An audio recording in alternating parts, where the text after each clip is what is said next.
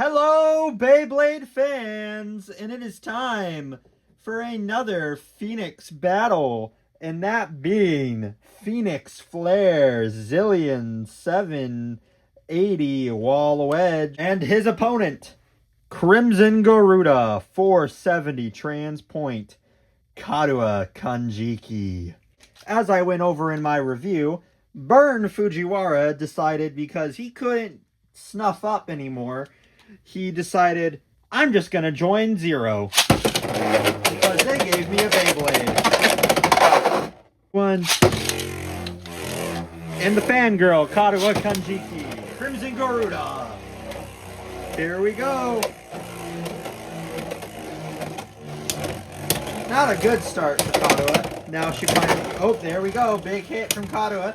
And now PheonixFlare has to defend its might against Karura, who is the Burn fangirl of 1,000 voices. And it's freaking annoying, because it's like, Burn! I love you! You're my boy!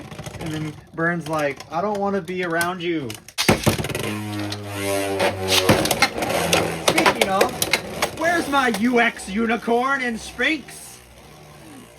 But it doesn't matter because, of course, Burn eventually abandons them for like 5 seconds and joins with Zero, Kotosu, and fights the team of Persona, and then loses, and then decides to say bye-bye and goes back to Zonamos and Uni of Team Yggdrasil.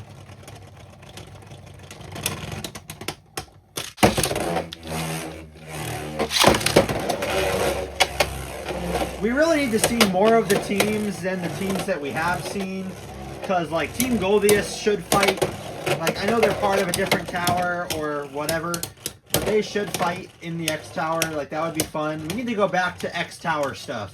Like, I like the Kotosu drama because family drama is fun to watch. But Beyblade X is still about team battles and who can rise to the top of the X Tower?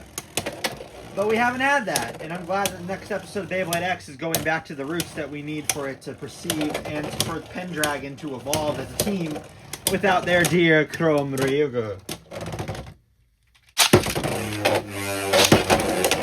Oh, here we go! Karura's coming for the fight! Extreme dashes all over! There we go, an extreme dash from Karura to Burn. And then, of course, the unbridledness that is PheonixFlare. Here we go.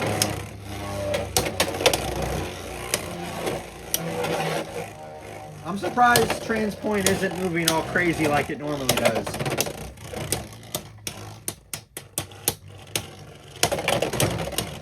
Very nonchalantly staying in the center, which I like. It's different, but kind of also goofballish because it doesn't do that.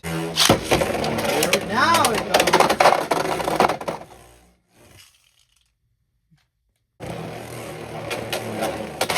Extreme dashes from Crimson Garuda as it now just starts to jump around the stadium willy-nilly. And the Beyblade that is PheonixFlare Wall Wedge is sacrificing itself to a very slow stalemate.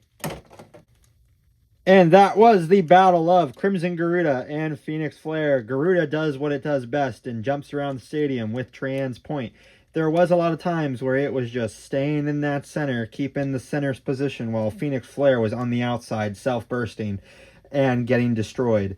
But PheonixFlare did hold its end of the bargain because it did well in the fight against Karura.